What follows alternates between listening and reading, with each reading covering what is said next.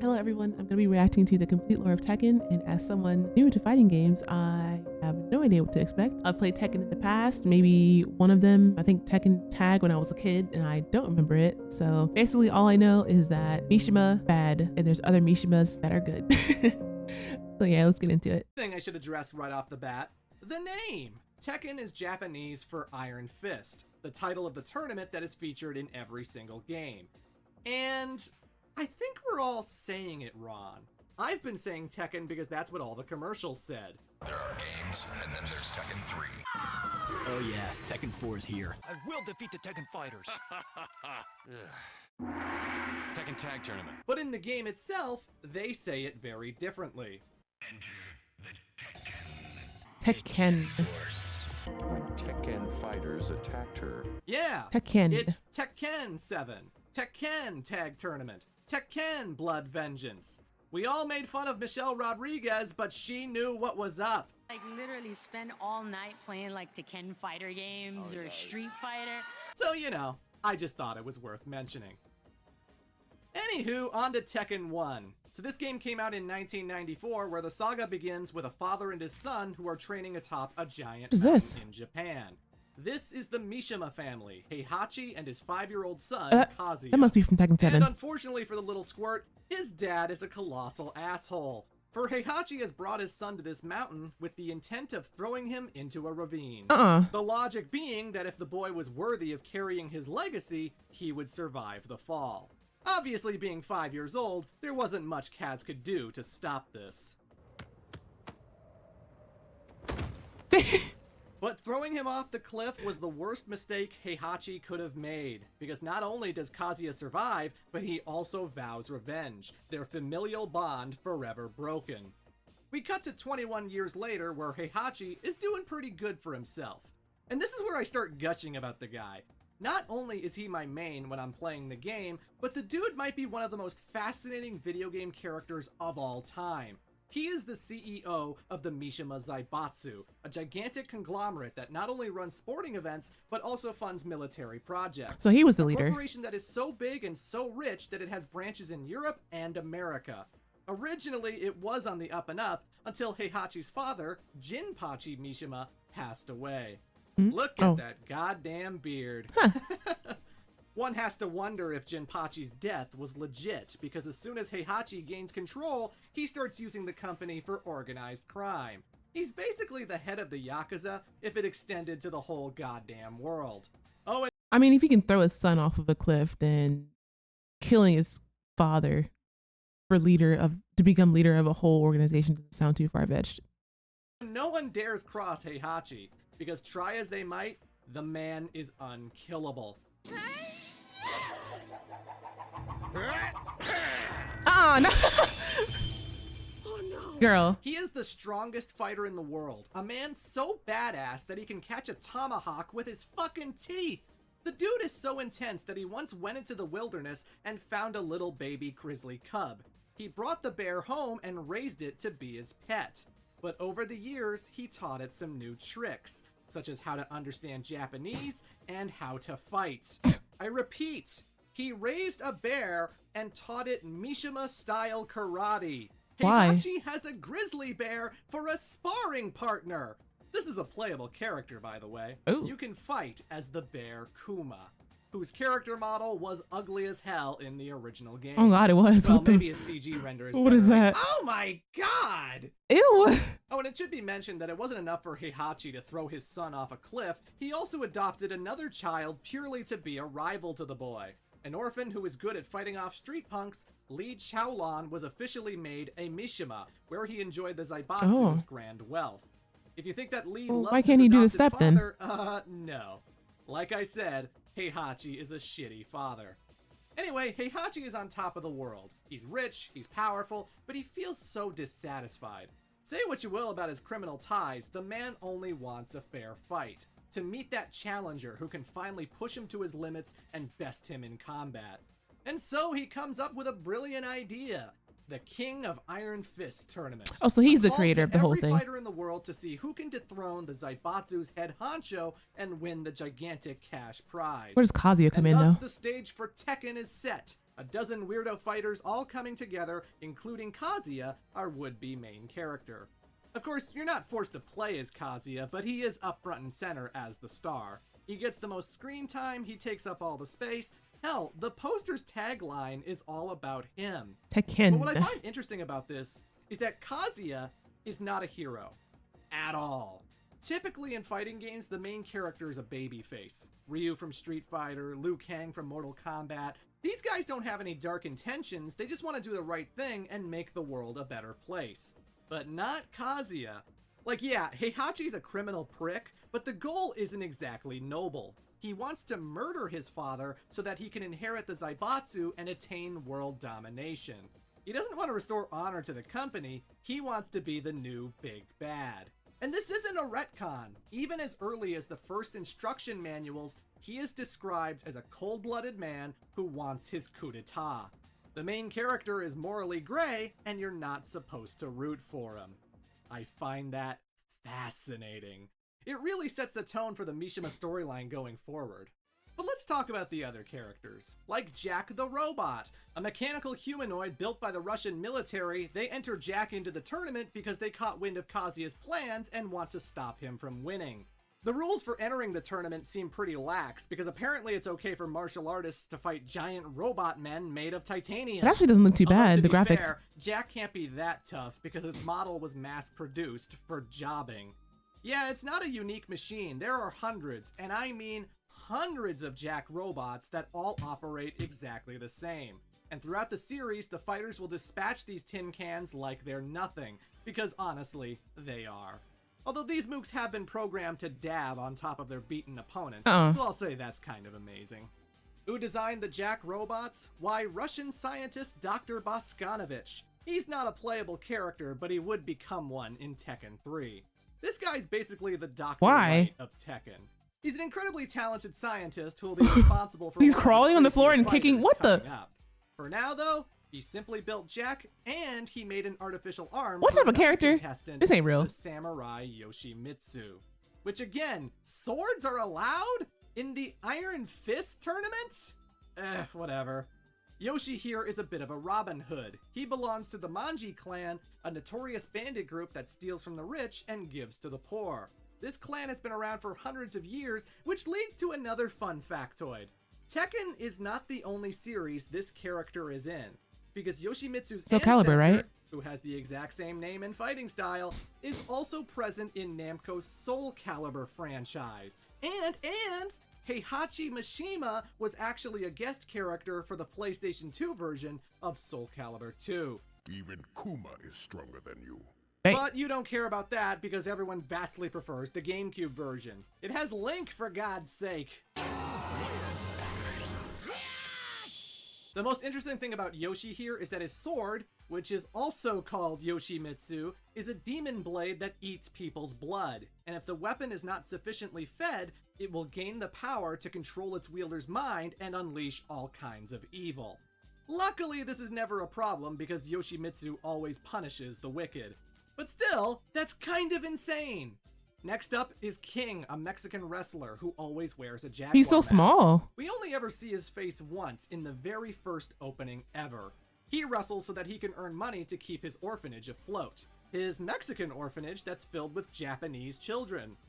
What? I love this cheesy live-action ending. The strangest thing about King is that he's not a mutant, he's not a science experiment, he's just a normal man. But rather than speak a normal language, he only speaks in Jaguar. I distinctly remember that sound. That first sound, that first King sound, that's so strange. That just gave me like a massive like nostalgia flashback, whatever, I don't know.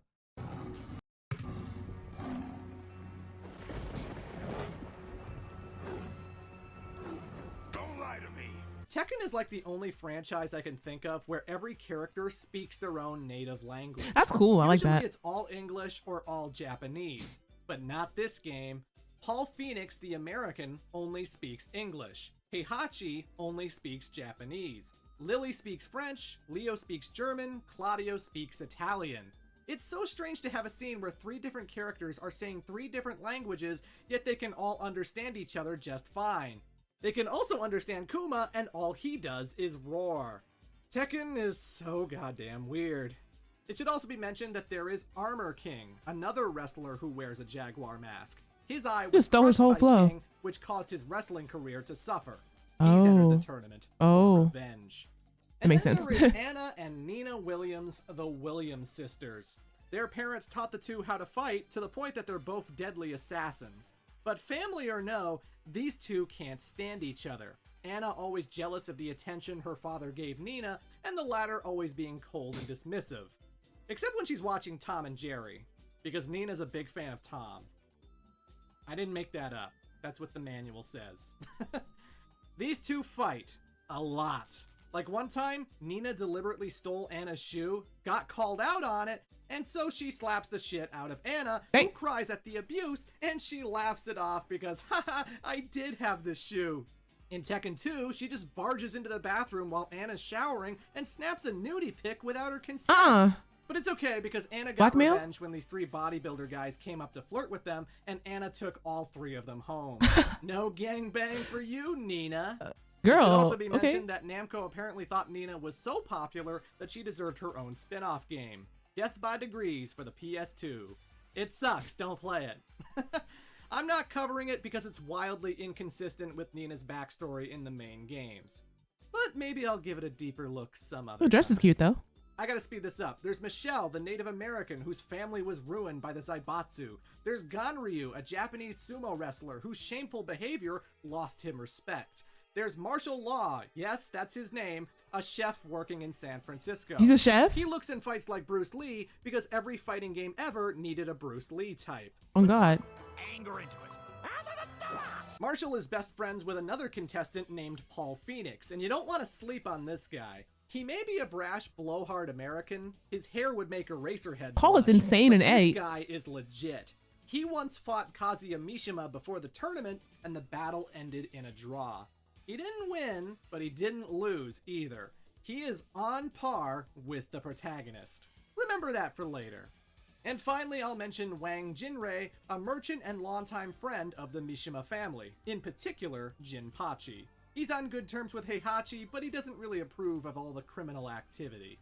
Okay, that's the roster. Tekken 2 will go by a lot quicker because there's a lot of setup here. Going by character bios and story details from future games, I put together bullet points for what matches happened and who canonically won. This tournament's pretty straightforward. In the game itself, not every fighter is playable from the get-go. You have to unlock them through a specific character's campaign. And those unlock fights are all canon.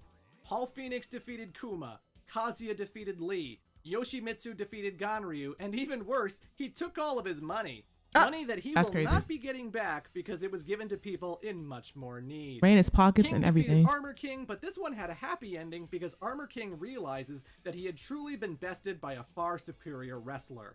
And rather than hold a grudge forever, he decided it would be better to be in his corner. But you To be still an took his ally eye. instead of an enemy.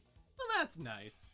And then we come to the semifinals, the winner going on to face Heihachi. Kazuya versus Paul Phoenix. Their last fight ended in a draw, but this time, Kazuya pulls it out. He advances to the grand finals where Daddy Dearest awaits him. And for the first time ever, Heihachi knows the sting of defeat as his son bests him in the tournament. In what could only be called poetic justice, Kazuya decides to do the same thing that his father had done to him. Damn, off the ledge. He had no chance to survive though, because he's literally knocked out. That's kind of messed up, but at the same time, not really. The dude just murdered his father, and it's like, what a happy, wholesome moment. Yay! That animation will never get old. But yeah, folks, with Heihachi supposedly dead, the Mishima Zaibatsu is now Kazuya's to control. Little does he know, But he's still not however, evil yet, right? It's gonna take more than that to kill his old man.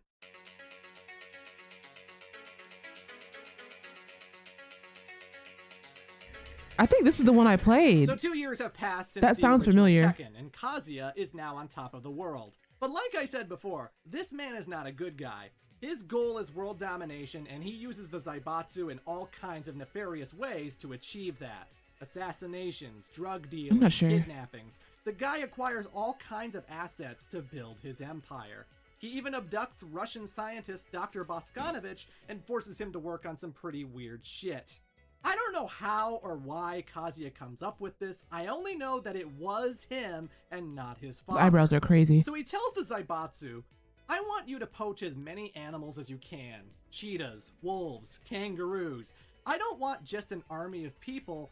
I want an army of kangaroos. And so, through some mad Wait, science, actually? Dr. Boskanovich creates the first transgenic military animal, Roger. A boxing kangaroo that's meant to impose fear in the enemies of the Mishima Zaibatsu. I'd like to imagine that because Boskanovich was a hostage that maybe this was his way of messing with them, but even still, you don't get this far without supervision. It's pretty hard to take Kazuya seriously when his big plan to conquer the world is to sick boxing kangaroos against his enemies. But it gets even better because the second military animal would come from an extinct species. Using DNA pulled from fossilized insects, Boskanovich then applies his experiment to a full-grown velociraptor. Velociraptor? The man literally brought back the dinosaurs just so he could slap one with boxing gloves. All right. I mean, shit, man. You'd think resurrecting dinos would earn you a pretty sizable chunk of... Listen, I can believe the kangaroos because have y'all seen how jacked kangaroos are? I don't know if y'all have seen those videos, but those mother are jacked. They kill dogs for fun. Like, they drown them. They have abs. Like, that makes sense, but a whole velociraptor? I thought they had short arms. Am I thinking of something else? I don't know. Whatever. Could change, but hey, what do I know?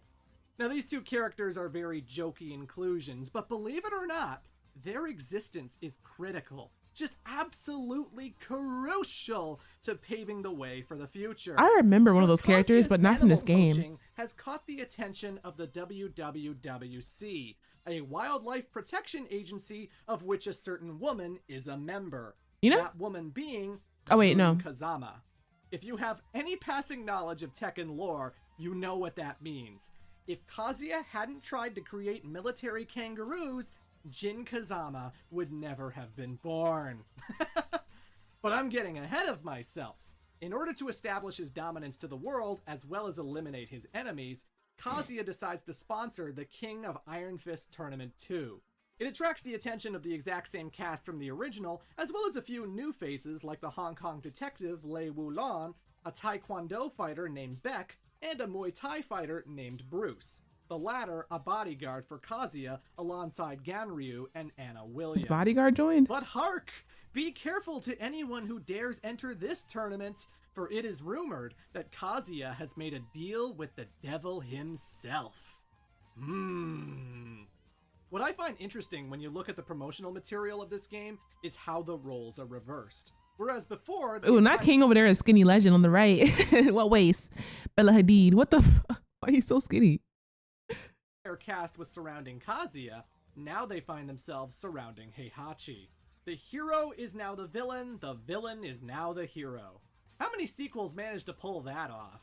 It once again solidifies how fluid Tekken's morality is. Heihachi's not a good guy, but he might be better than Kazuya.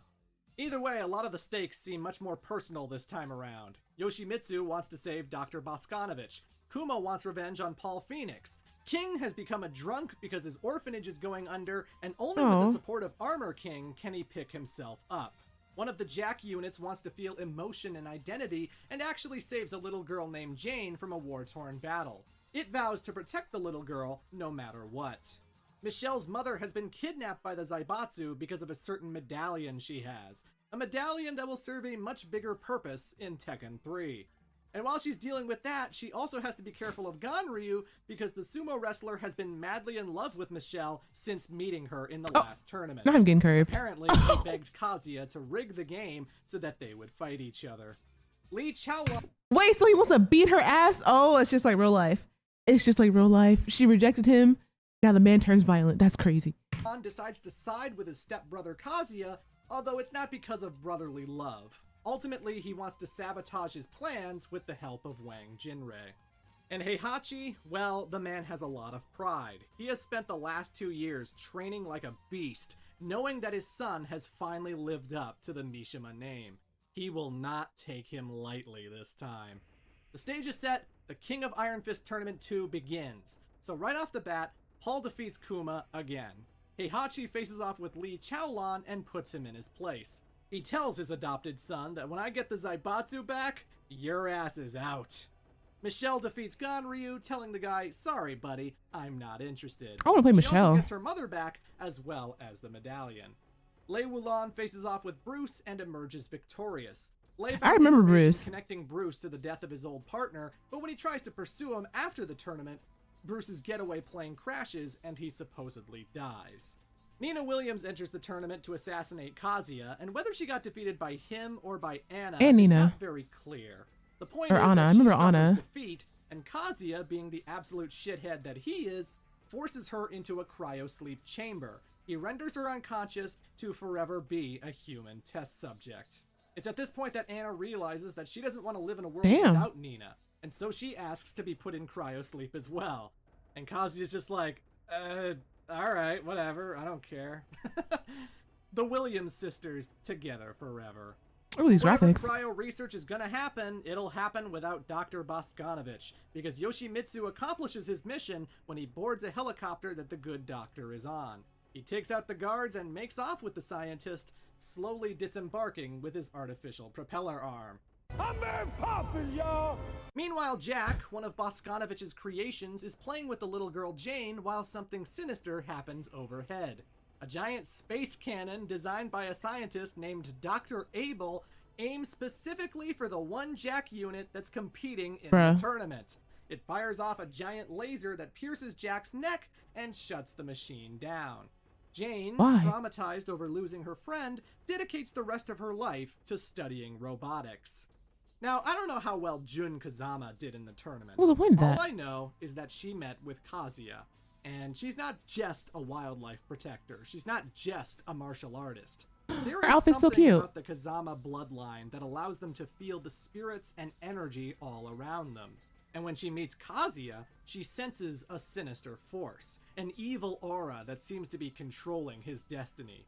Almost like he's a good man, but there's some element that makes him do the evil that he does. And Kazuya, for whatever reason, Daddy is drawn issues to and the Jun. devil. He finds her mysterious, her interest in him very intriguing. The two get close, very close, and at some point during the tournament, the two have sex. Oh. Yeah, these two should absolutely hate each other, but you know what they say, opposites attract. This is a PS1 fighting game. There are no scenes to elaborate on. Unless Tekken 8 or the Netflix anime series want to explain how this happened, you just have to take my word that Jun and Kazuya hit it off. Jun doesn't make much of an impact in the tournament. I'd Hell, like to she see doesn't it. even make it to the semifinals. No, that honor belongs to Heihachi and goddamn Paul Phoenix again. Yeah, for the damn second Paul year in a row, He Phoenix. got that close to winning, but this time around, a gigantic traffic accident clogged up the expressway, and Paul was unable to reach his match in time. Actually? Loss by disqualification. Paul, dude, this is why you show up early, man. Come on. And so it ends like it did before, with Heihachi and Kazuya. And during the fight, Heihachi discovers the evil force that Jun had sensed. Ooh. Because this is where players first get introduced to Devil Kazuya. He sheds his clothes to become a purple devil man who can fly around and shoot lasers out of his forehead. And this isn't the result of one of Boskanovich's experiments. This is a natural part of Kaz's being that's been there since the very beginning. The Devil Gene. A strange okay. mutation that allows him to transform into a completely different being. So it wasn't a But he deal with the doesn't devil. keep his consciousness, as the devil is its own person. Devil Kazuya has a will of its own and completely different ambitions compared to its host. The devil only exists to kill, to destroy, to cause all kinds of pain and suffering. It should also be mentioned that there's an angel in this game as well, some kind of good side to Kazuya that acts as the final boss when you play as the devil. She only appears in Tekken 2, and aside from the tag spin-offs, she never comes back or gets referred to ever. But in case you were curious, Kazuya's good side is depicted as a blonde white woman. So, What the fuck? but none of this matters. Yo. Devil or no, laser beams or no, Heihachi Mishima is the strongest man in the world. Not dropping that and he combo. will air juggle your ass. Even with the scary demonic power, Kazuya loses to his father. Heihachi regains the Mishima Zaibatsu and once again proves his dominance. And thus he aims to rectify a mistake he made over 23 years ago. He shouldn't have thrown Kazuya into a ravine. Instead, he should have thrown him into a volcano. Oh my god. Yes, he picks up Kaz's unconscious body and chucks it into molten lava. Then he flies away by helicopter Just kills while him. the damn thing erupts in the background. Kazuya Mishima And smiles. is dead. Heihachi does not fuck around. With the devil taken care of and things returning to normal, the only trace of Kazuya left is his child. One that will be raised by Jun Kazama.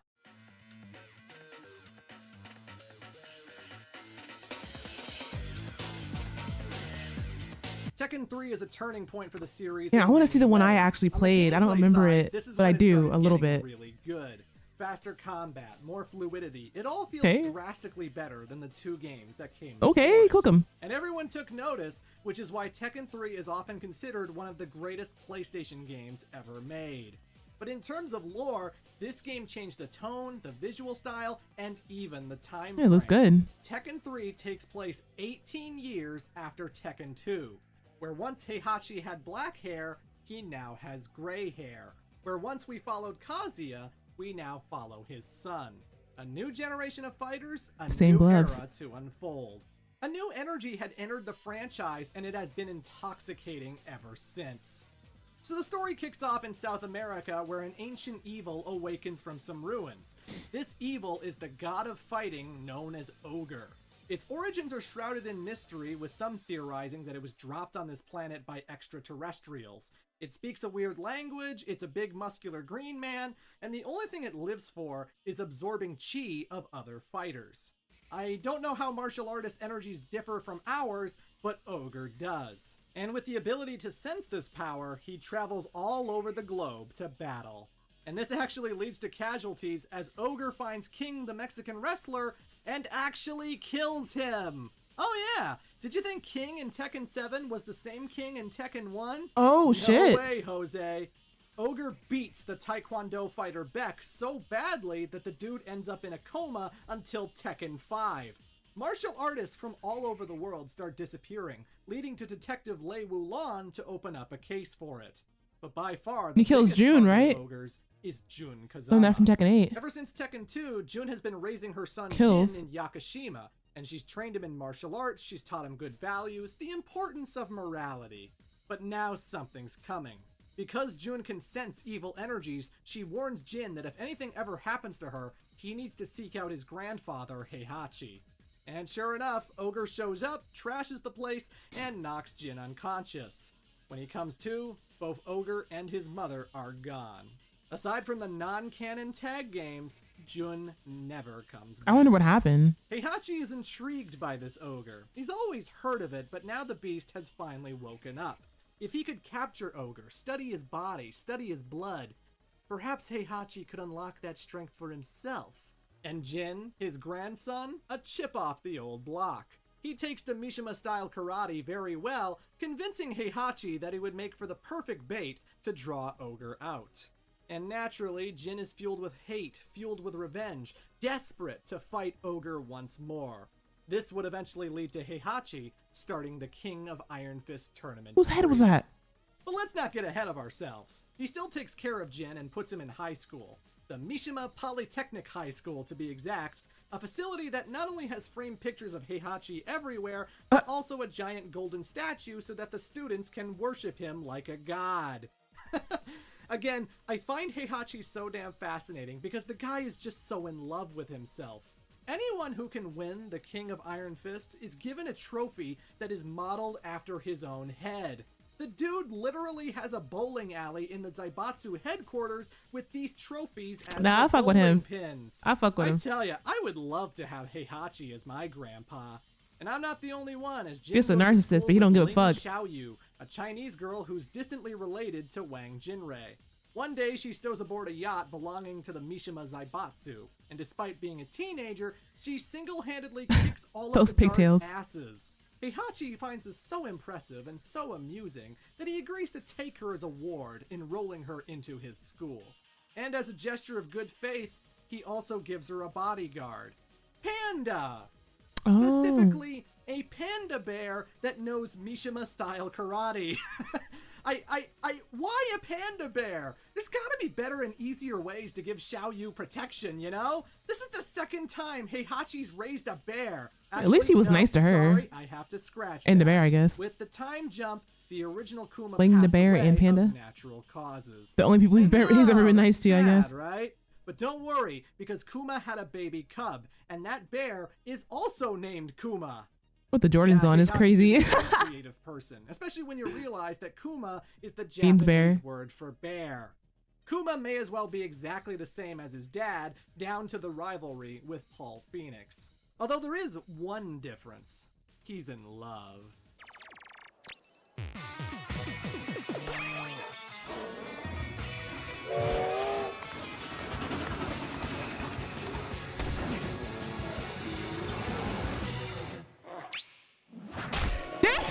What the?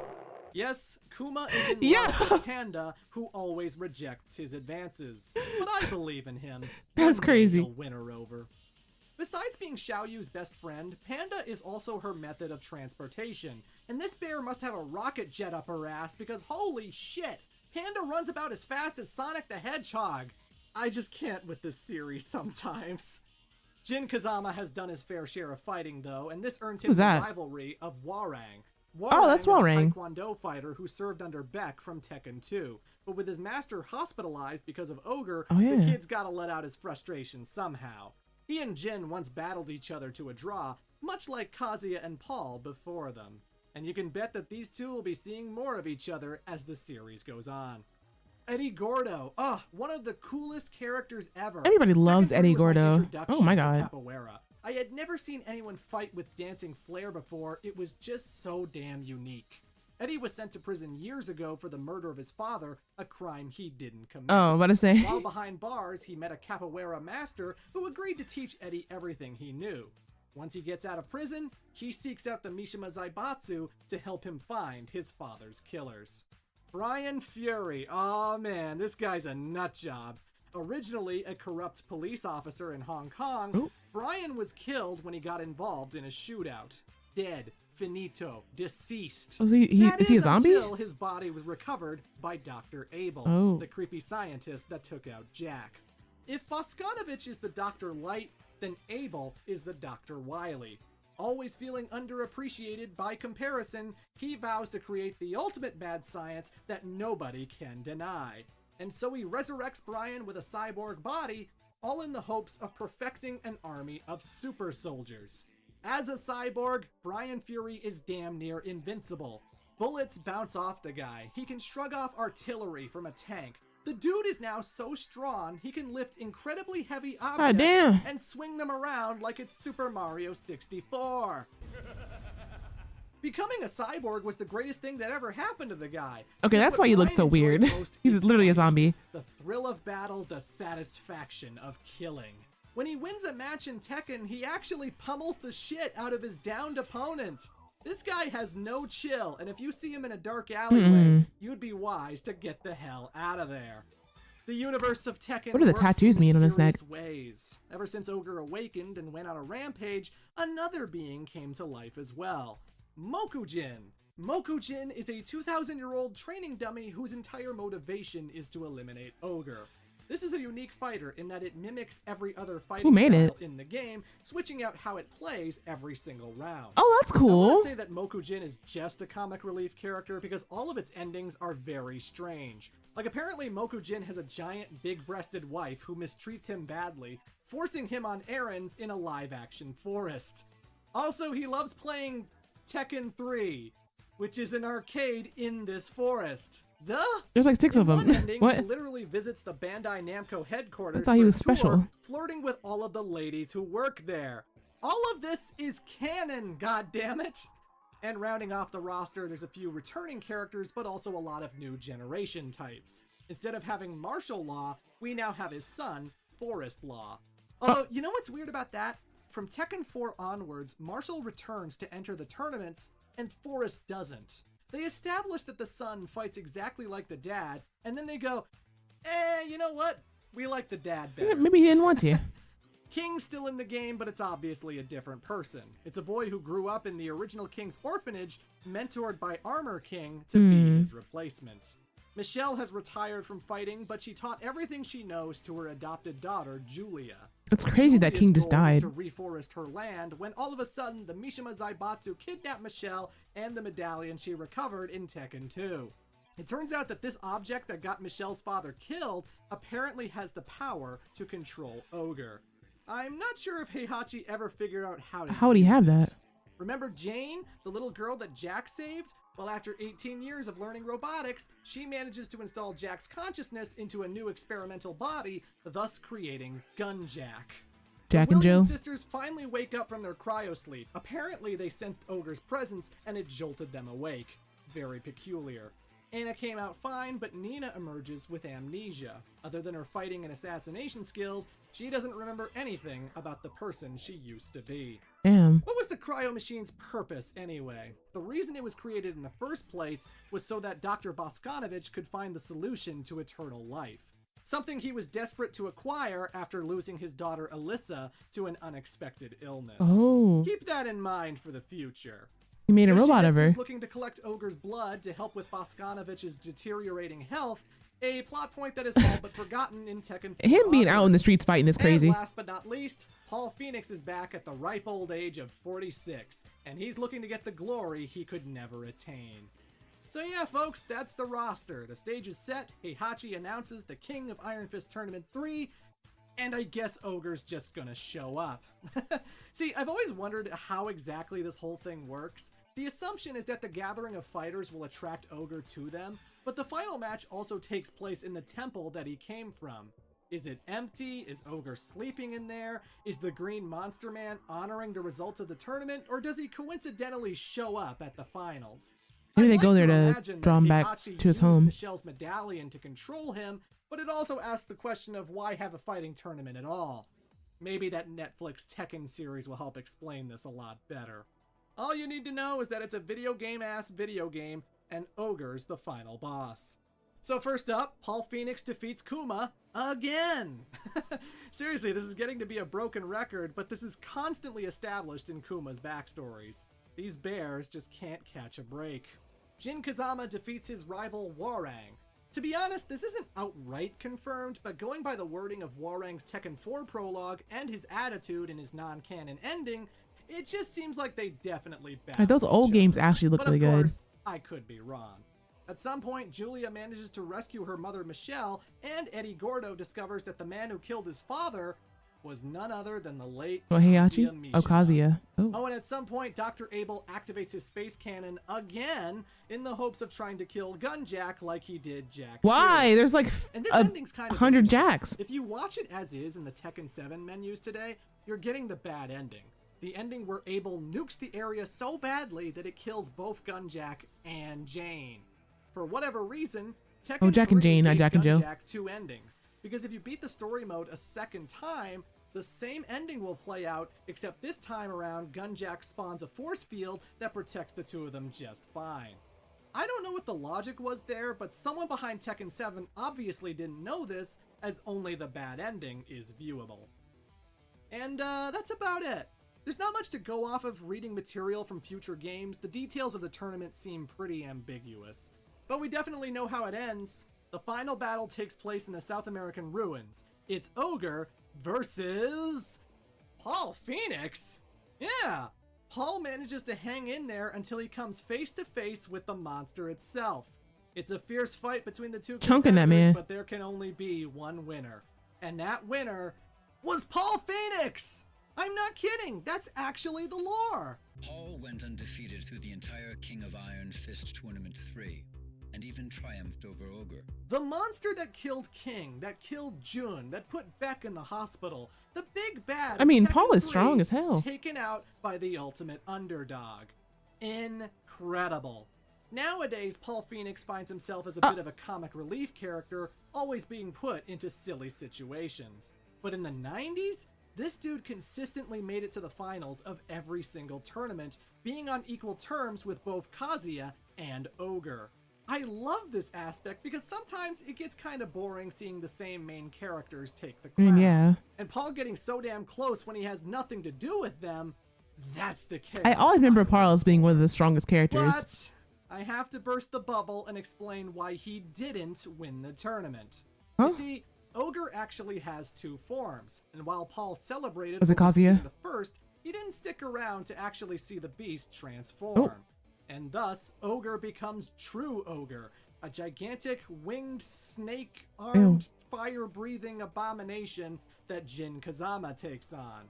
Now, Tekken 4 says that Paul was undefeated, so I have to wonder if he actually battled Heihachi and Jin, or if Ogre interfered before Paul could take Jin on. Either way, Jin gets the ultimate victory. You win. Ogre disintegrates into goop and Jin Kazama has avenged his mother. He has won the King of Iron Fist tournament. What are those lights? 3. Too bad he won't be allowed to enjoy the victory. Oh, what the? They just blast that man? Oh my god. Jesus Christ! Not only is Heihachi a See, you are not father, taking he's my a CEO shitty position. grandpa too. With Ogre defeated, That's Jin's crazy. no longer any use to him. Just another blood relative getting ready to knock him off his perch. That's Plus, crazy. This is Kazuya's son, which means there's a very good chance that this kid has some devilish tricks up his sleeve. And well... Oh. Oh! So he's probably not in control right now. He's gonna kill him. You're gonna love how Oh no, he Heihachi flies was away. thrown head first through a thick stone wall, was spiked into the ground from a massive fall, and the dude just gets up like it's nothing. But yeah, Jin Kazama definitely has the devil gene. And now he's on the run, not just from Heihachi, but also his dad. Who saves him? Ling?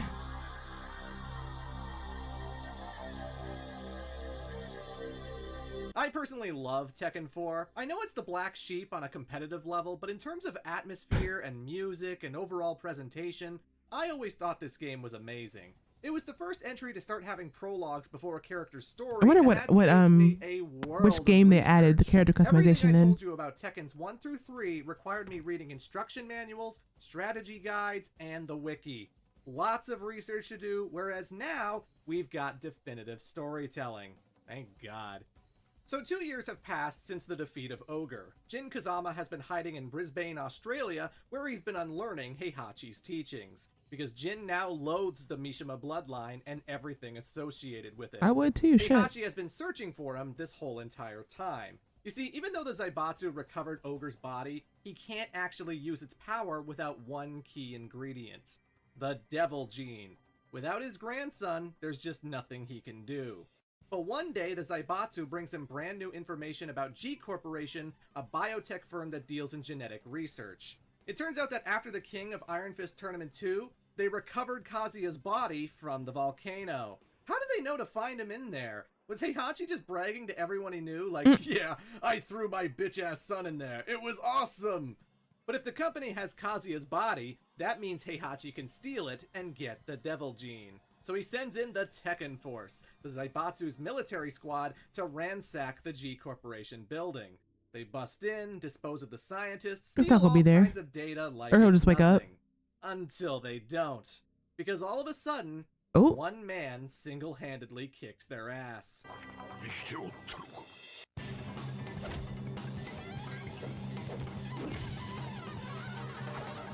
In a suit. Oh yeah. Well, not a whole suit. Mad science rears its ugly It's head his cash. again because the G Corporation actually brought this fucker back from the dead. Not only that, Oh, they did. but they also performed various experiments on Kazuya over the years, helping him discover a way to unify the Devil Gene, to eliminate the other persona and gain complete control.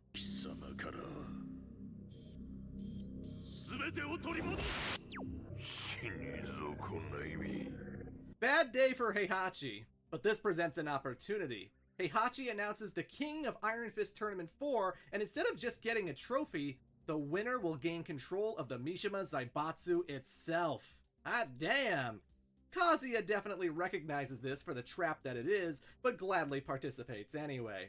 And Jin, upon hearing of both the tournament and his father's survival, also rushes in to eliminate his family for good.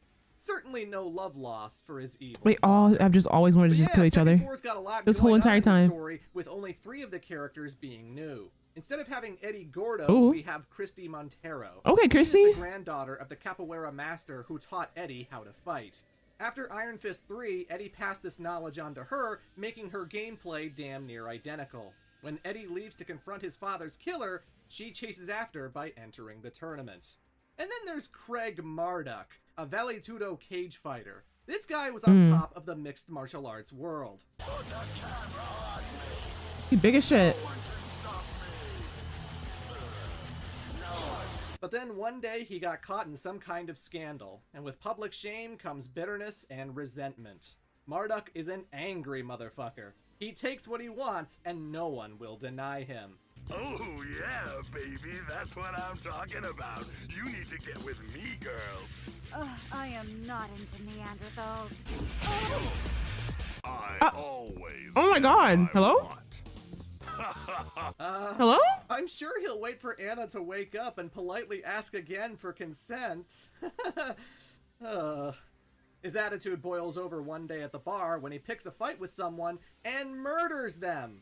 This gets him sent to prison. He'd be serving a much longer sentence if not for some mysterious benefactor. One who manages to pay off the judiciaries and invites Marduk to Iron Fist 4. Who is this benefactor? It's King. For you see, the man that Marduk murdered was actually Armor King. Oh. Yes, Armor King is dead and his apprentice wants revenge. Damn. He enters the tournament hell-bent on destroying his master's killer.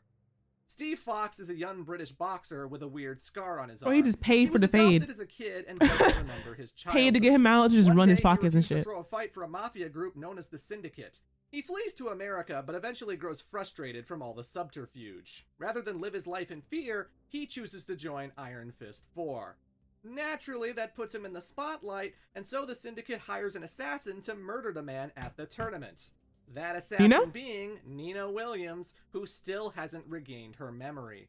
But she'll have to watch out for Lei Wulan, whose new case involves bringing down the Syndicate. Li Chaolan's evolution has always been fascinating to me. See, this guy was kicked out of the Zaibatsu for siding with Kazuya, a guy he really doesn't like. And at first, he was kind of bitter about that, but then Lee decides to turn his life around.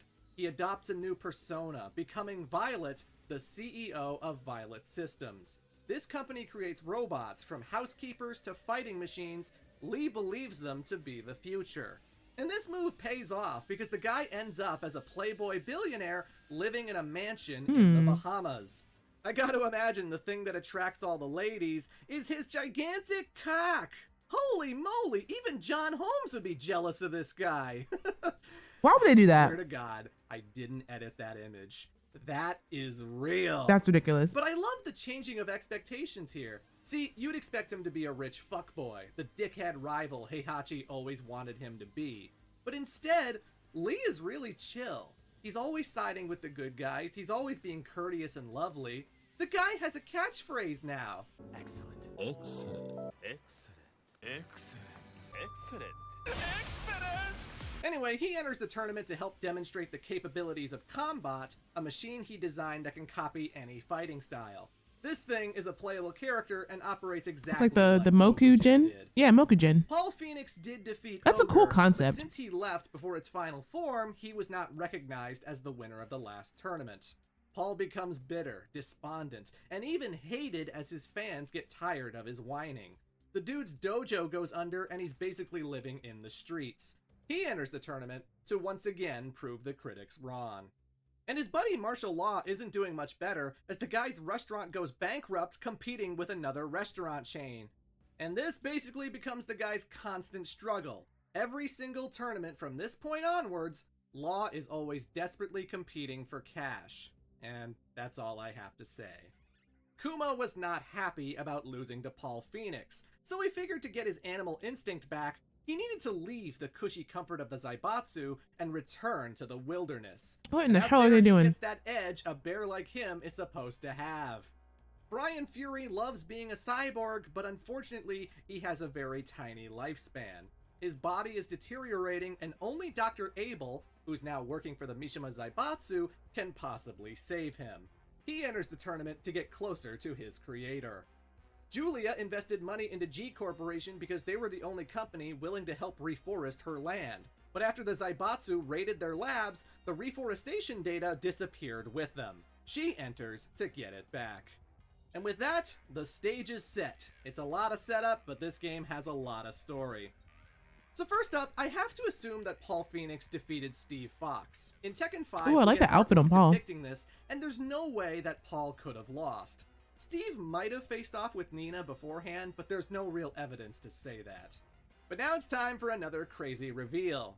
Lei Wulan comes to Steve with information that he found in the Zaibatsu's mainframe, and this is bombshell stuff. Basically, Heihachi was trying to absorb Ogre's power, but he had to do a lot of experimenting to get results. And what makes better test subjects than children? But Heihachi doesn't abduct children. Oh, no. Instead, he takes advantage of the cryo chambers he's come back to and impregnates Nina Williams through in vitro fertilization. Oh yeah! Steve is Nina's lab baby, and the kid was experimented on by creepo doctors like it's some kind of horror show. And you know, when you remember that Who's Anna sperm? was also in cryosleep, it really makes you wonder if she's got a kid out there too. Good lord.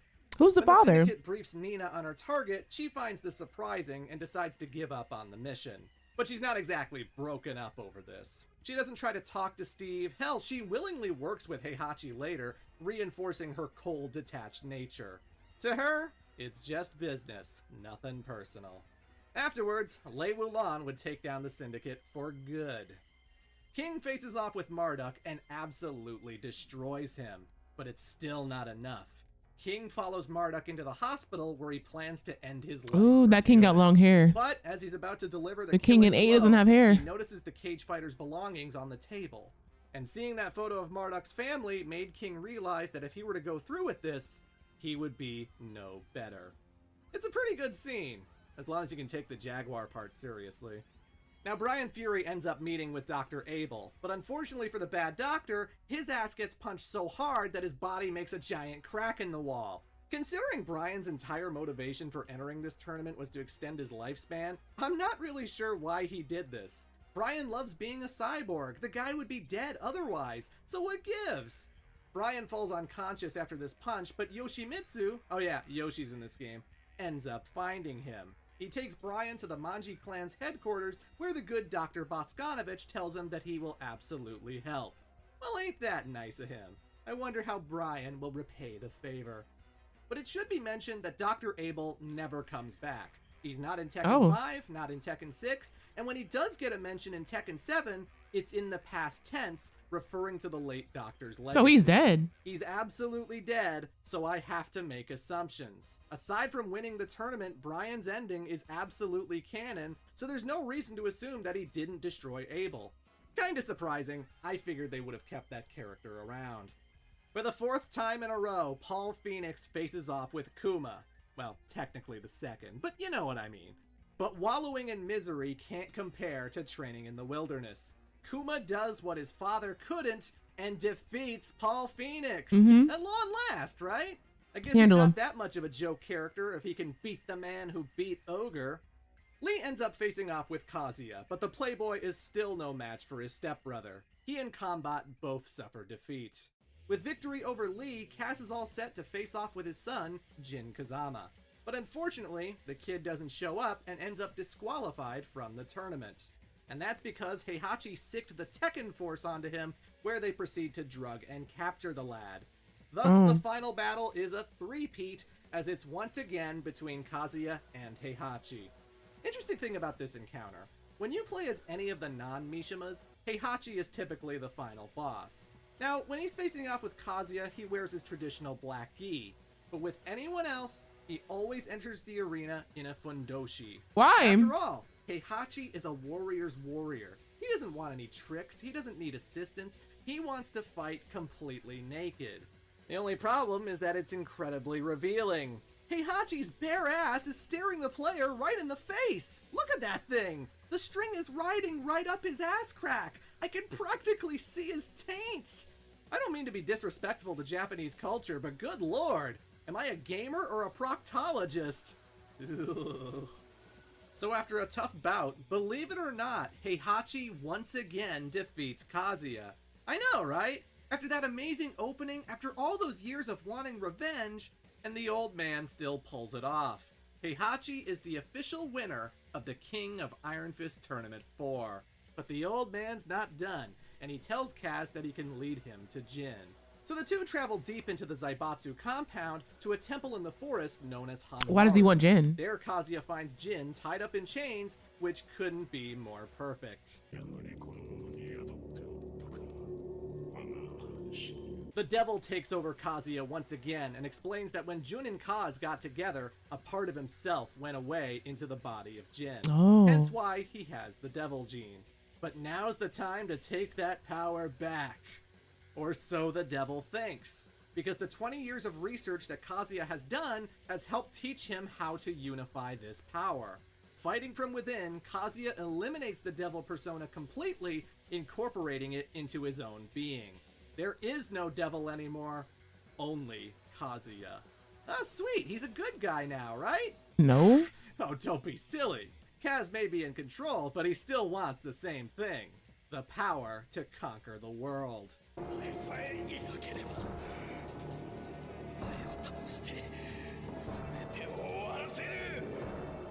So Jin and Kazuya battle each other for the first time ever. A devil gene clash between father and son.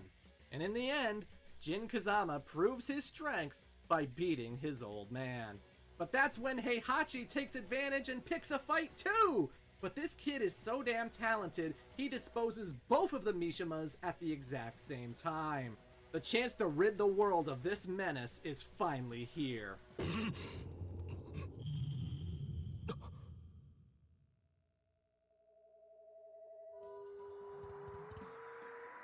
I mean, he's not completely evil.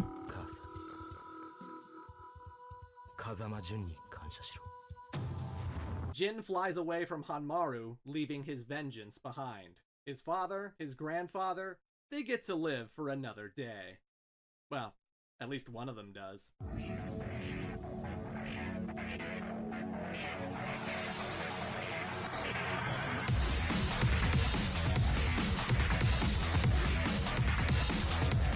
Immediately after Jin leaves, the temple gets bombarded by Jack robots belonging to the G Corporation. The company has betrayed Kazuya and is now looking to dispose of him as well as Heihachi. The graphics, okay. Temporary team up, let's fucking go! The opening to Tekken 5 is one of the greatest that's ever existed. You know, if he could just forgive his father, all kinds of and then his father could stop being a fucking prick, tag team ever. things would be chill. They could just take over the world together. Oh! Hey! Dick move, Kazuya. Dude makes his getaway as the Jacks pile on.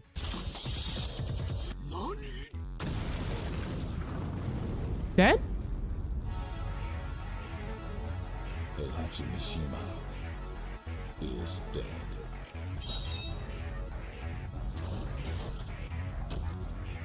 Raven. Ugh, that's so badass. But yeah, folks, Heihachi Mishima is dead. Super dead. Never coming back. Unless you immediately start playing as either Kazuya or Raven in this game. Because you'll be watching the cutscenes and, oh, never mind, there he is. Heihachi is playable in Tekken 5, so the whole getting killed thing is kinda meaningless. So like, the Jacks blow up Hanmaru, and Heihachi They were probably scared to like from the site, make him not playable. launched across the entire forest, eventually landing in a grave in a nearby cemetery. He penetrates the dirt and just lies there, and lies there, and lies there. And 2 months later, Heihachi finally wakes up, completely fine, ready to bust some heads.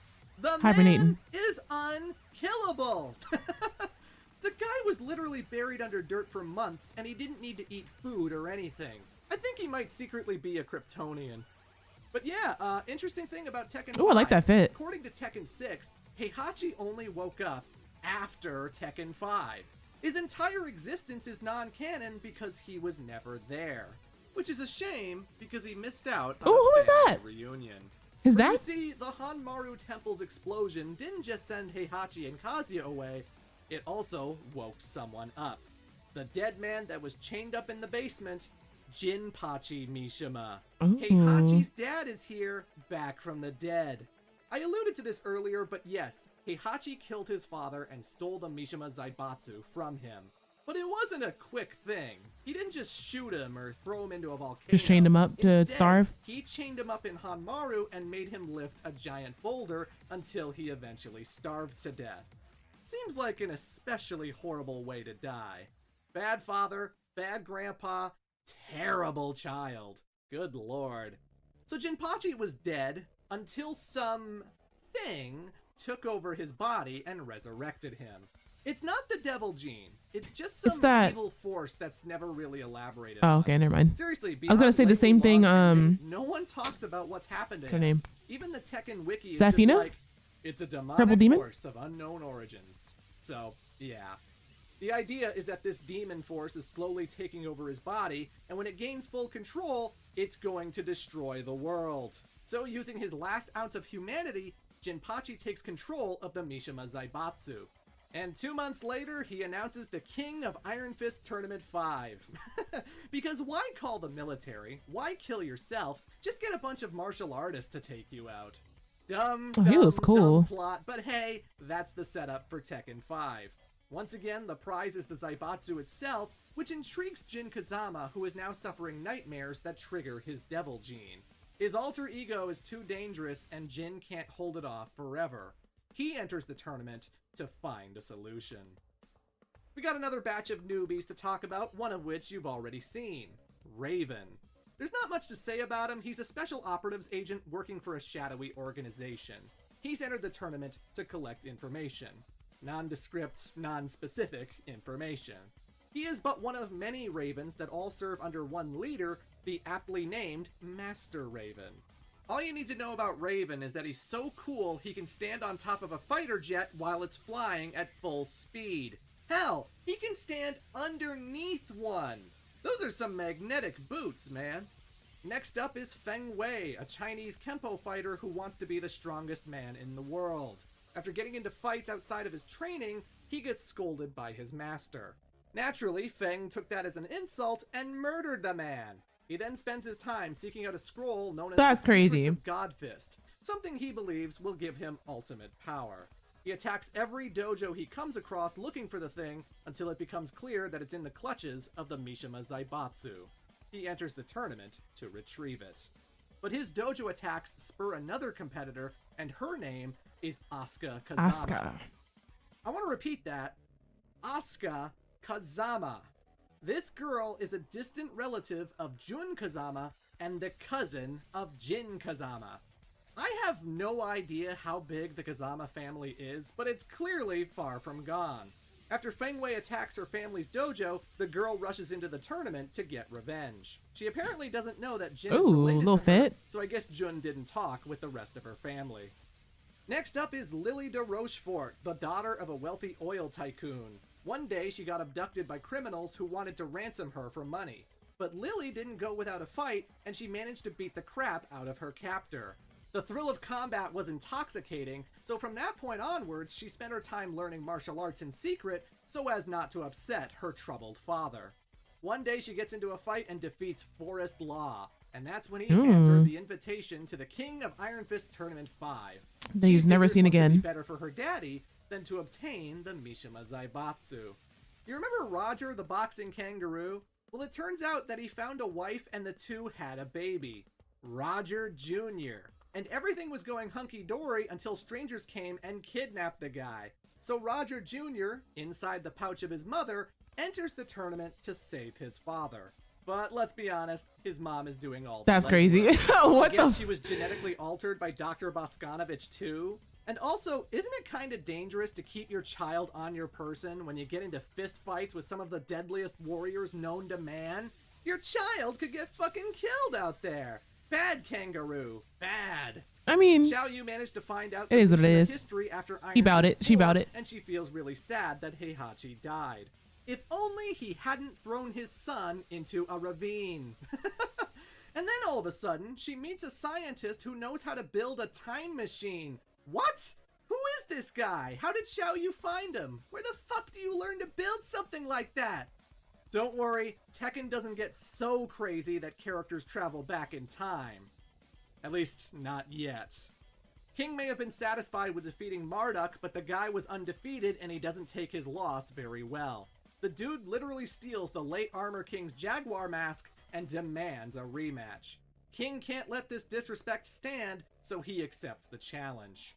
Remember how Dr. Boskanovich was going to save Brian Fury? Well, he does. He gives the guy a perpetual generator and now he can live a long life again. Brian thanks the doctor by going apeshit and destroying the Manji clan's laboratory. Why? He kills tons of people in the process, forcing Yoshimitsu to chase him into the tournament for retribution. After Lei Wulan disbanded the syndicate, Nina found herself out of a job. Lost, she decides to confide in the woman who claims to be her sister. She calls up Anna for a meeting, but as soon as she sees her again, the memories come flooding back. Nina remembers everything, including how the Zaibatsu defeated her. Instantly, Nina starts trying to kill Anna, and the two battle for literal days. That's a lot of stamina. Eventually, the two get exhausted and agree to settle things at the tournament. That bitch. After Yeah, I want to play Christie's Anna. She grandfather looks finally cute. gets out from prison, I remember she her and Eddie outfit with find like that the he's one, incredibly sick. It's the after one, talking to the a shorts doctor and that also the long leg on the other discovered side. he's terminally ill. Oh. Lacking the money needed to save his life, the only hope these two have is to win the tournament. After Kazuya was defeated during Iron Fist 2, Ganryu retired from sumo wrestling. But he still liked to keep track of Zaibatsu events, and that's how he comes across Julia Chang. Reminder, this guy was madly in love with Michelle, and now he's become infatuated with her daughter at the ripe old age of 55. Ew. Since Julia's still seeking Jeet Corporation's reforestation data, Ganryu figures retrieving it himself would be the key to winning her heart. But he's not the oldest competitor returning, because Jinpachi sent his best friend Wang Jinrei a letter inviting him to compete as well. And let's see, at this point in the story, Wang would be 105 years old? The dude was 82 back in Tekken 1? His bones must be as stable as graham crackers at this point. But hey, nah, he got it. He'll surprise me. And on that note, let's talk about the tournament. So first up, Jin Kazama defeats Wang Jinrei. Okay, never mind. He goes This is out arguably first? disappointing because the thing we know most about Wang's backstory is that he was best friends with Jinpachi Mishima. The two have an incredibly close bond. If anyone deserved to take him down, it was Jinrei. Yeah. But according to Tekken 6, he didn't even get to see the guy. Canon can often be anticlimactic. King and Marduk battle for the second time in a row, and once again, King emerges There's that low kick. victorious. Although this outcome changes things forever. Like an echo of the past, Marduk realizes that King is the real deal, and rather than hold a grudge, he chooses to be his ally. King and Marduk become best friends and also a formidable tag team. All that bad blood gone forever. Nina faces off with Anna and gains the victory. That didn't satisfy me at all. I refuse to kill you. You Paul Phoenix enters the tournament with new determination after losing to Kuma. And of course, because someone fucking hates Paul, he finds himself battling Kuma yet again. This time, Paul squeaks out a victory, but he is so exhausted from the encounter that he bows out of the tournament. What? Yoshimitsu clashes with Brian Fury and scores the win. Oh, that Afterwards, stage is the nice. Cyborg makes his escape, living to fight another day. The way he chased him. Asuka meets with Lily for the first time and defeats her. But this would be the worst mistake of her life because she's made a lifetime rival for doing so. Lily forever obsessed with wanting to one-up the young Kazama.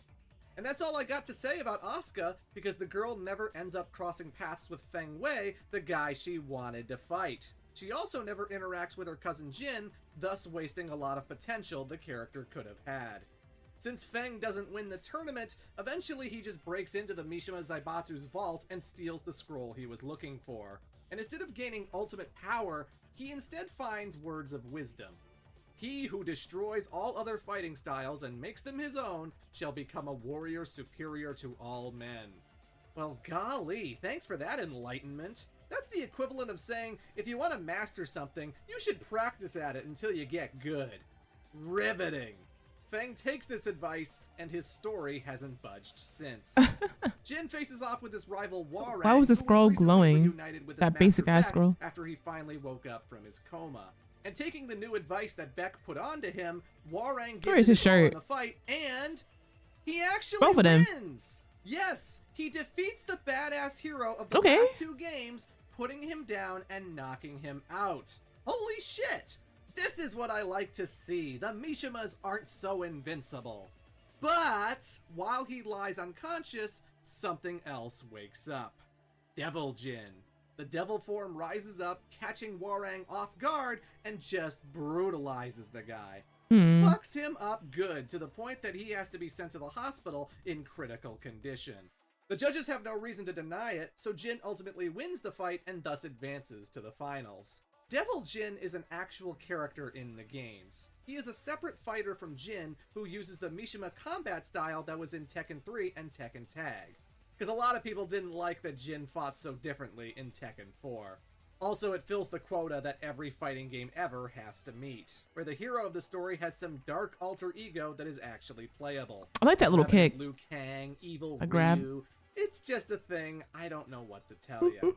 Ganryu doesn't win the tournament, but he does sneak into the Mishima Let the yeeks Zaibatsu out. labs and actually finds Julia's reforestation data.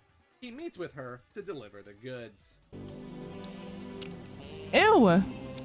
Dude, you just had to put the data disc on your sweaty, smelly With the nut dick, juice. didn't Ew, you? bro. Good God. I can't thank you enough. With this, I'll be able to bring back the forest. No, それはそれとして、実はでごわすな。好きになってしまったでごわす。 Pathetic. Ah! Oh, Ganryu. He did a great thing for the wrong reason. Don't think she'll be interested anytime soon. That's what he gets. However, this is a great day for Julia because getting that research back allows her to actually grow a little seedling, thus making it possible to reforest her land. The thing she's always wanted, now back on track. In another laboratory, one abandoned by Dr. Boskanovich, Roger Jr. goes looking for any kind of trace of his dad. And well... Oh.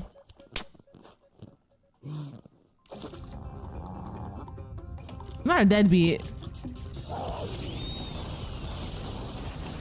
Another deadbeat dad. A common theme in Tekken. Yeah, Roger is a terrible father and husband. He wasn't abducted at all. Just enjoying a life of luxury and cheating on his wife. He's been smooching all kinds of lady kangaroos while his family was struggling financially. What a dick! What I find amusing about all this is that Roger Jr. ends up running into Alex, Roger's dinosaur rival. After kicking his ass in a very comical way, he brings the guy into his home where Alex hits it off with Roger's wife. The dinosaur is now a beloved father figure within the kangaroo family. All while Roger realizes what a terrible mistake he's made. Aww. The fact that this goofy It shit feels is like canon... a Gary's Mod animation. What else Bro. happens? Well, Kazuya does participate in the tournament, but he doesn't seem to stick around for long. Eventually, he runs into one of his old bodyguards, the returning Bruce Irvin, who's alive and well. And then the two just leave. Kazuya may have lost to Jin, but they never say that's what's happened. And even in Jin's story mode, there's never a mandatory battle between the two. The only thing Tekken 6 and 7 likes to say is that Kazuya eventually gets revenge on the corporate bigwigs. There is more to it than that, but first, I gotta cover the finale. Jin Kazama is once again unstoppable, and he comes face to face with the great-grandfather he's never met before. And the old man isn't just a master martial artist, he's also grown a goddamn demon mouth on his stomach that shoots unblockable fireballs. Okay, sidestep.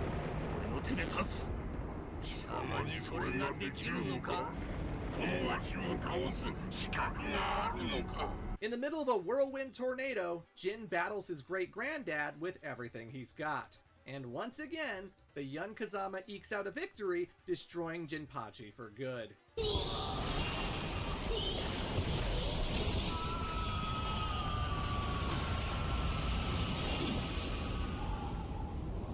But this presents an interesting ending to Tekken 5. Well, that kind of running sucks. off as Devil Jin, He wasn't like stays evil. put and inherits the Mishima Zaibatsu.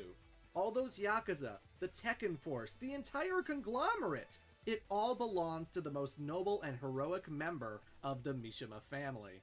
And it makes you wonder, now that Jin has all of this power, what's he gonna do with it?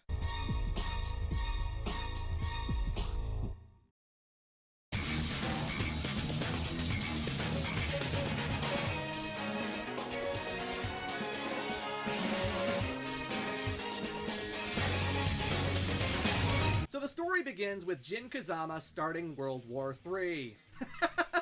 Huh? Oh yes, I'm serious. The first thing that Bro, Jin what? does when I thought he was a gains good guy. control is start claiming oil refineries, space stations, Nice. anything that can give the Zaibatsu power.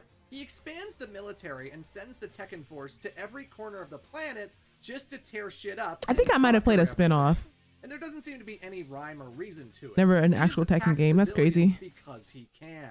The Mishima Zaibatsu is so strong and has so much power that they somehow managed to conquer the United Nations. I'm no Janet's a prick. geopolitical expert, but that sounds fucking impossible. The governments of the world all just sit there, impotent to combat this threat. But one giant organization is leading the charge, forming the biggest resistance to the Zaibatsu's evil. And that organization is G Corporation. See, after killing all of the executives that betrayed him, Kazuya became the new CEO of the company. And I thought it was just a small biotech firm, but apparently it's expanded quite a bit. Now G Corp has its own private military with thousands of soldiers and tanks. It's the face of multimedia entertainment, sponsoring such J-pop idols as Lucky Chloe, who of course is a martial artist and playable character. The G Corporation is using its mad science to create super soldiers in the form of roided out Hulk men who scream like fucking monsters.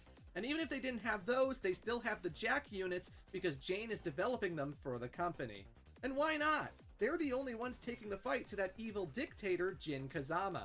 Seriously, as far as the public is concerned, Kazuya is nothing but a saint, a hero who's trying to save the world. If they only knew. Kazuya's offered a substantial bounty to anyone who can bring him Jin Kazama's head. And as a response to this, the Zaibatsu leader decides to announce the King of Iron Fist Tournament 6. Which I'm not really sure if now's the time for martial artists to be competing in tests of strength. But I gotta take a second to acknowledge Why did he just how turn the narrative evil? changed from this point onwards. It's the first high-definition Tekken game, the first one to have online play. And it's also the first one to have a proper story mode. Previously, these games have only been experienced one character at a time, fighting 8 or 9 matches and taking any cutscene you can get. But Tekken 6 has a full-blown scenario campaign that focuses on 2 new characters, Lars Alexanderson and Alyssa Boskanovich. The story follows them the entire way through as you battle in over 38 stages, each filled with dozens of goons and special bosses. It's completely canon, its events referenced in Tekken 7. Which is fine, but the King of Iron Fist Tournament 6 goes completely ignored. The characters don't talk like they're preparing for it, they don't talk like it just happened. Lars and Alyssa never enter any competition, they just head into skirmishes against the Zaibatsu and G Corp. The side characters only seeming to be there so that you have a boss to fight. And when we get to Tekken 7, instead of having prologues that advance each fighter's story, the player is only briefed on one particular fight that the character finds themselves in. Unless you're a DLC character, in which case you don't even get that. Tekken 6 and 7 are far more interested in what's going on with the war and the Mishimas. I don't have any tournament details anymore because there aren't any. So yeah. Lars Alexander. That's an interesting path to take, I guess. Apparently the dude's always been there behind the scenes, we just never got acquainted with him. But when Jin Kazama starts using the Zaibatsu to destroy the world, Lars takes a step back and asks himself, wait a minute, are we the baddies? And so he breaks off, managing to take over 50% of the Tekken force with him. God damn! These turncoat Tekkens would wear new flags and call themselves Yggdrasil. It's at this point that Eddie Gordo approaches Jin for help regarding his capoeira master. See, he didn't win the last tournament, which means he still doesn't have the money to pay for his medical bills. Jin agrees to help, but only if Eddie fills the vacant spot left behind by Lars. And so Eddie Gordo becomes the leader of the Tekken Force, participating in a war he wanted nothing to do with. He shares an advisory role with Nina Williams, who acts as Jin Kazama's second in command. In fact, Nina joining the Zaibatsu encourages her sister Anna to join G Corporation along with Bruce Irvin. Quite the so petty we got here. Anyway, the plot really kicks off when Yggdrasil goes on a mission to take over one of the Zaibatsu's laboratories. Lars leads his squad inside, kicking all kinds of ass, when eventually they come across a control room with some kind of cryo chamber. That's Elisa. Yeah, do you remember that plot point from Tekken 3? Of course you don't. During this invasion, Yggdrasil gets surprised when G Corporation also shows up, flooding the place with Jack robots.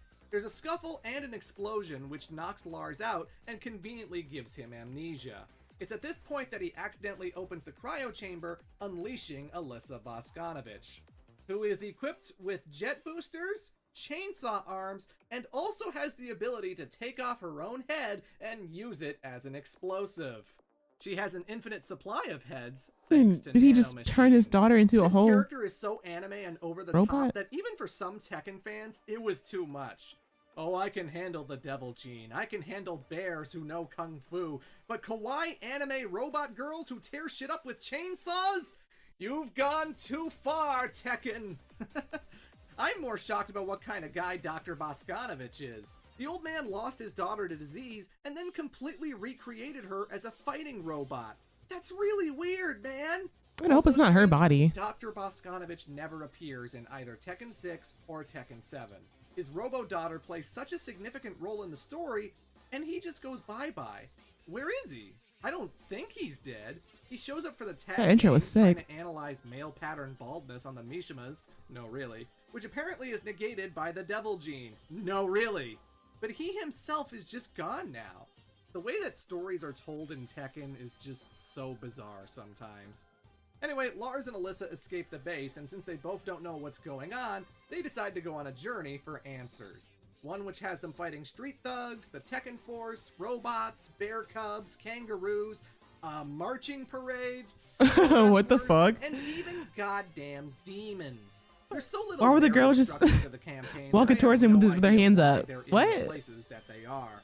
What good is finding Armor King gonna do? Oh yeah, Armor King's alive. Kind of. See, after King and Marduk made up and became friends, someone ambushed the Vale Tudo fighter in the locker room. And he looks exactly like Armor King. But later, King is reminiscing about his old master when he makes a shocking discovery.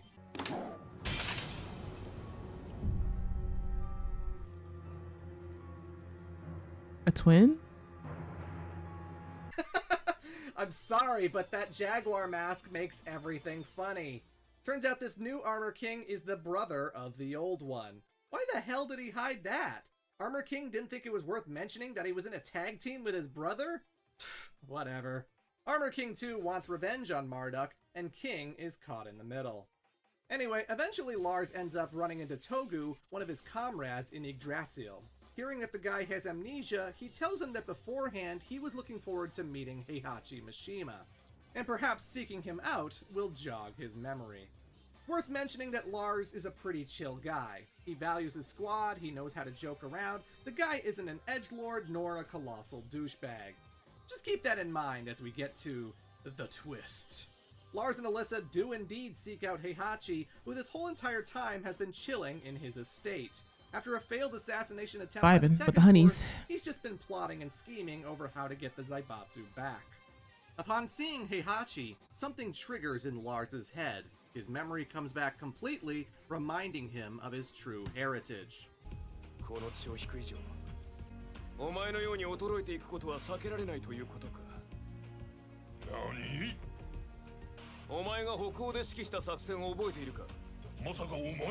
Yes, Lars is actually a Mishima, a bastard child from one of Heihachi's youthful indiscretions. Because he can't have the hero of the story be anything but. With his memory returned, Lars aims to kill the man who abandoned his mother. Not the guy. That's crazy.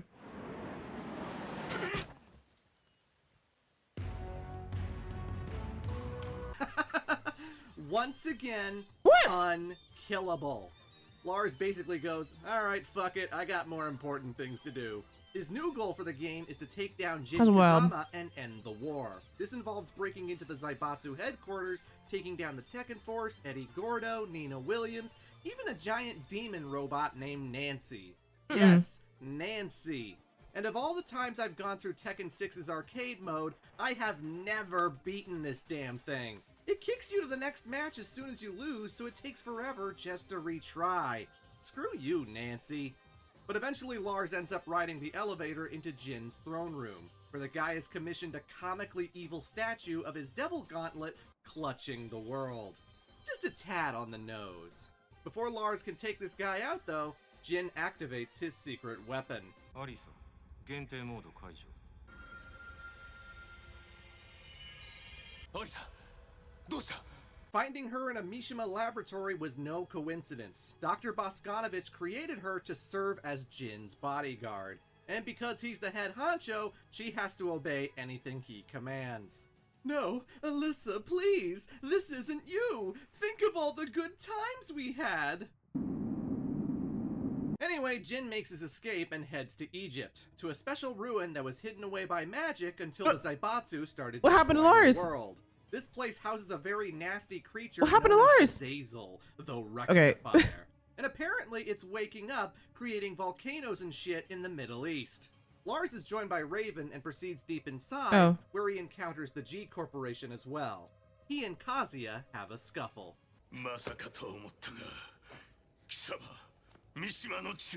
Oh yeah, apparently all the electricity that flies off of Heihachi and Kazuya, that's a Mishima bloodline thing.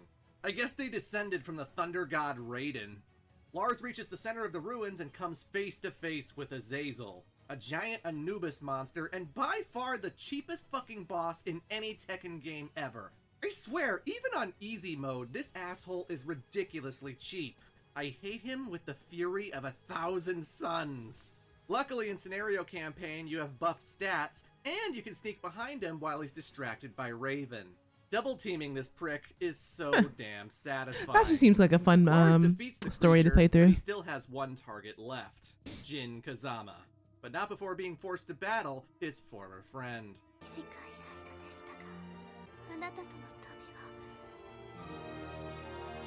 Oh.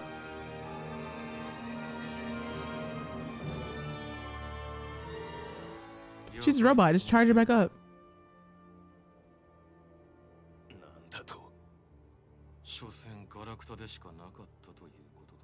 Oh, you motherfucker. The final battle. Lars, Jin, and a squadron of Tekken Force. Is Lars the actual hero of the story? Far away. Yay. But eventually Lars pulls off the victory. And it's now, at the end, I think Lars might be the actual hero of the whole thing. Jin did all this. Or actual good guy. So remember the nightmares he was having in Tekken 5?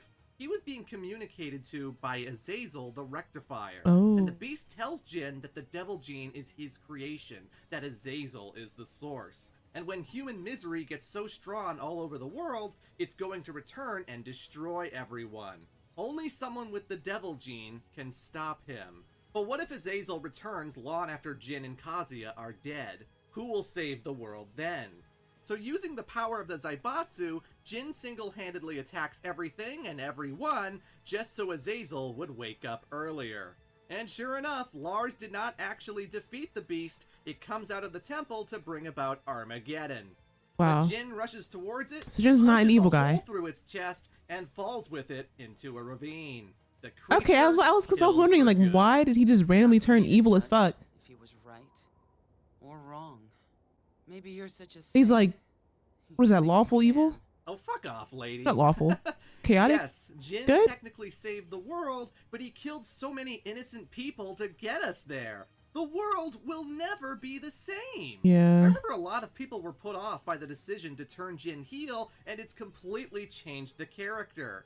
Now he's an edgy sad boy who just wants to die, to get his comeuppance for all the evil that he's done. I like that character development though, that's cool. They just didn't want everything to be so cut and dry.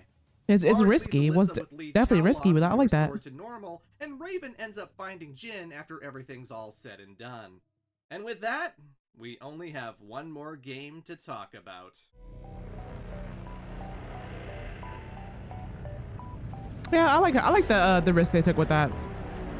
So as of August 2022, this is the newest game in Good the dynamic series. character. It has a 2-hour-long story mode that aims to explain a pressing question that many fans have had for years. Who was Heihachi's wife? Who was Kazuya's mother? Believe it or not, the identity of this character was hinted at ages ago in Tekken 2, because in the dojo stage, you can find an engraved marking pairing up the names of Heihachi and Kazumi.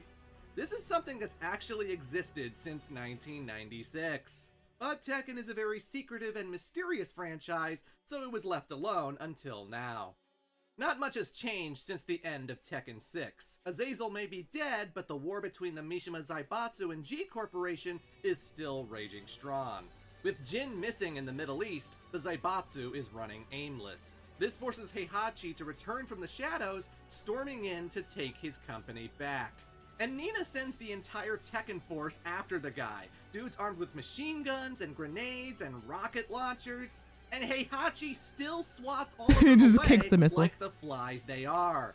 Are you starting to understand why this man is one of my favorite video game characters ever? He's cool as fuck, but he's Heihachi evil. beats Nina's ass, declaring the company his once again. And Nina, with nothing better to do, decides to serve under him. With the Zaibatsu back in his control, Heihachi announces What's the mark on his chest? Iron Fist Tournament 7. The purpose of this competition is to draw out Kazuya and expose him for who he really is. You see, the King of Iron Fist Tournament 2 wasn't televised, so no one but Heihachi really saw his devil form. And the only time he ever transformed again is when he fled Hanmaru back in Tekken 5.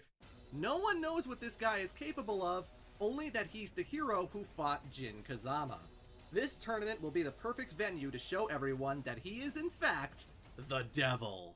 And that's why the Zaibatsu can't possibly stop fighting this war, because they're the good guys, actually. It's quite the plan indeed. But while meditating inside of his dojo, Heihachi is visited by a special guest. Whoa, whoa, whoa, whoa, whoa, what the hell? That's Akuma! Akuma, if you're unfamiliar, is from Capcom's Street Fighter franchise. Ever since Super Street Fighter 2, this guy has been a special boss fight, one of the deadliest villains in the lore. He's a man who sacrificed his humanity to gain the ultimate power, the Satsui no Hado. His motivation is to find a truly worthy opponent, constantly egging Ryu, the series hero, into joining the dark side. That's all well and good, but what the hell's he doing here? I'm no stranger to the concept of guest characters, but they're not typically driving the plot. Like, when you're playing Mortal Kombat 11, it's not like RoboCop shows up out of nowhere to save the day. I mean, that'll be cool. Akuma is integral, because he is here to deliver vengeance on behalf of Kazumi Mishima. Kazumi dono no negai ni shitagai, Unu to Mishima Kazuya ni shi o motarasu mono. 平八さんを殺してください。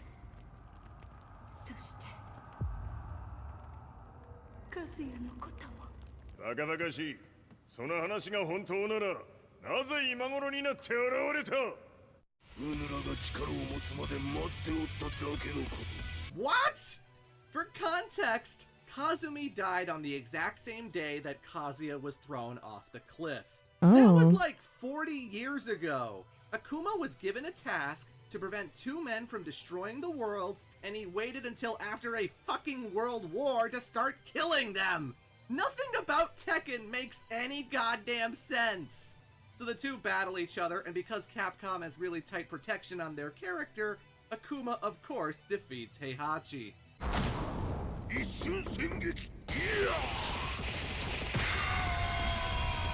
So you just can't beat him. Fair, Tekken's very protective too, because right after delivering the Raging Demon, Akuma buries Heihachi's body, plants him in the ground, leaving to go after Kazuya next.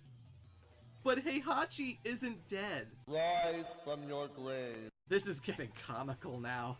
The Raging Demon is supposed to be pretty strong. It is canon in the Street Fighter games that M. Bison was killed by this very move, his soul needing to transfer to another body that he had prepared.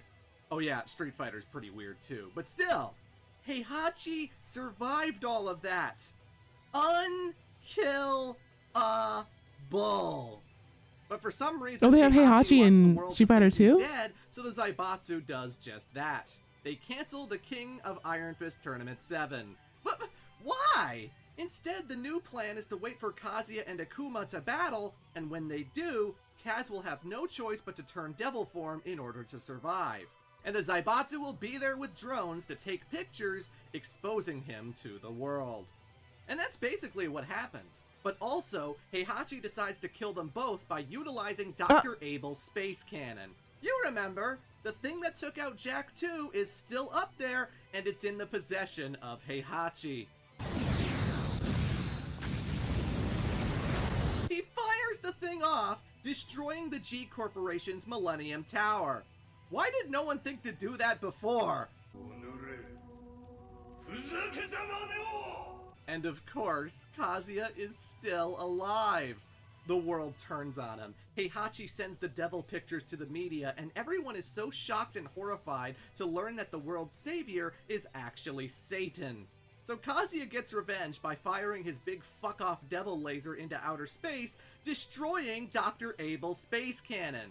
And this causes satellite debris to crash into a major city, which turns the public back against the Zaibatsu. I'm not kidding. Apparently the public is under the impression that the Zaibatsu did it on purpose. Why would they do that? The atrociousness of the fighting was inconceivable to the average person, and they soon forgot about Kazuya transforming into a devil. Because apparently that's something you forget. Bro, okay. Anyway, one thing Tekken 7 does different from the other games is tell its story through the eyes of a journalist. One who's covered the Mishima family, looking for information on how this whole war started. He approaches Heihachi asking for an interview, and surprisingly, he accepts. See, this is Heihachi's last stand. With the reputation of the Mishima Zaibatsu all but ruined, he challenges his son to one last fight. Winner take all, there can be only one. So, in case he doesn't come back, Heihachi decides to get his story out there, revealing the truth of his wife's death. He was married to Kazumi Hachicho, a fellow martial artist that Heihachi loved very much. That is until she started to show symptoms of a split personality. The devil? His alter ego reveals that she married into the Mishima family purely to kill Heihachi before he eventually becomes a threat to the world. The Hachicho family has been forever cursed with the devil gene, exacting vengeance on whomever they please. They have a fierce fight, but again, Heihachi is just too damn powerful.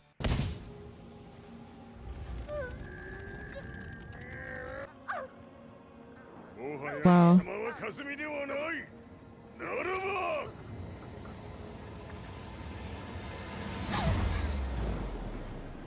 Just brutal. Snaps his wife's neck despite how devastated it leaves him.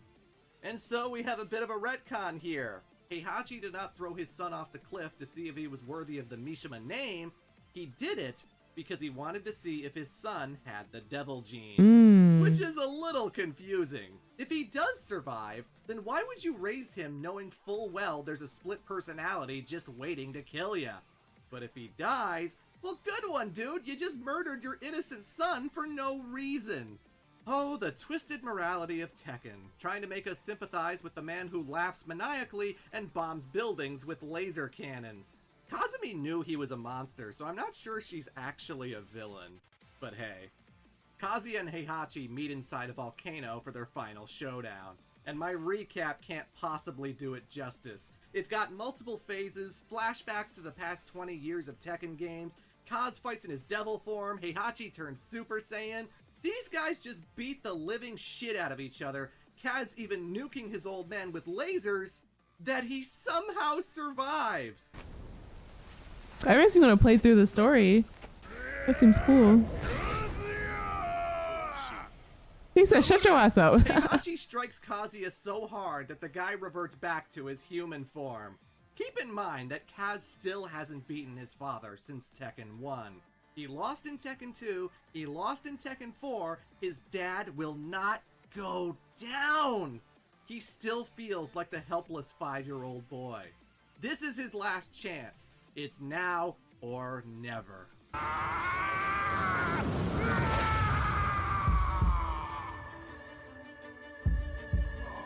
It's up to start?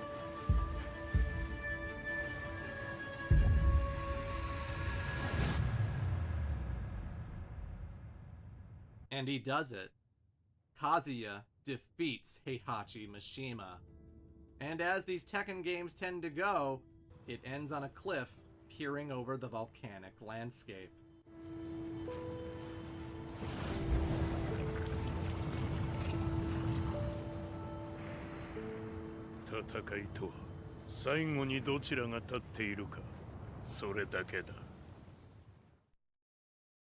After all of that, Heihachi Mishima is finally dead. God damn. So where does this leave the story of Tekken? Well, one thing I glossed over is that Lars ends up finding Jin in the Middle East and brings him to Li Chaolan for protection. He spends the entire game unconscious until the very end.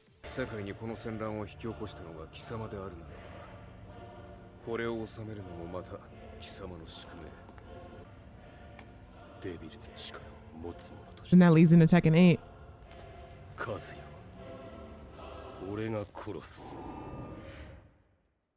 And that, ladies and gentlemen, is the insane lore of Tekken. So I'm not in the habit of doing that was beautiful. I liked it. Videos. My next project sure as hell won't be 2 hours long, nor will I avoid talking about the gameplay. But I can't talk strategy with Tekken because I have no grounds to do so. I'm no expert. Hell. No, I really like that. I thought there would be more like cutscenes or whatever, but these games are so old. Yeah, that was super interesting. And then Tekken 8 did a really good job of finishing out the story. I think they left it kind of open at the end with June showing up at Kazuya's body, but I don't know, that was hella interesting. I like that. I didn't expect it to be so weirdly like goofy with the bears and the pedophile, I guess. The guy that was trying to get the girl's daughter after sipping over the bomb. But no, I like that. Thank you guys for watching. If you enjoyed it as well, if you made it this far, please like the video, subscribe, whatever. I am getting into Tekken content, so if this is what you're looking for, then this is the right channel to find it. I stream every single day, damn near, on twitch.tv and soon to be YouTube. And I am soon going to be posting my 100 hours of Tekken. I'm not going to spoil anything, but if you've already watched some of my stream, you know what rank I am now. But like I said, this is my first fighting game ever really playing, bro. I played Tekken 7 a little bit, but Tekken 8 was my first time really getting into it. So I thought, why not just watch the lore and see what I was missing out and understand how these characters are connected. So yeah, like I said, next video out will be about my progression in Tekken 8, and it's going to be super interesting because I am starting out as a complete noob. I had a lot of tips from chat and from like VDX on YouTube, the main man Sui. I've been watching a lot of people and we've made a lot of progress, and I am now a super fan of fighting games. Can't wait for Combo Breaker, and I hope to go to EVO this year. It would be so nice to be able to watch a tournament while actually knowing what's going on. Because people make this game look a lot easier than it actually is. Now I know, oh, he ducked that? He ducked that grab? Oh, wow, like, I can't wait. It's gonna be so hype. But yeah, like I said, if you enjoyed the video, please like, subscribe, share, whatever. Hope you finished your food or your work while you're watching this, whatever you're doing. But yeah, thank you. See ya.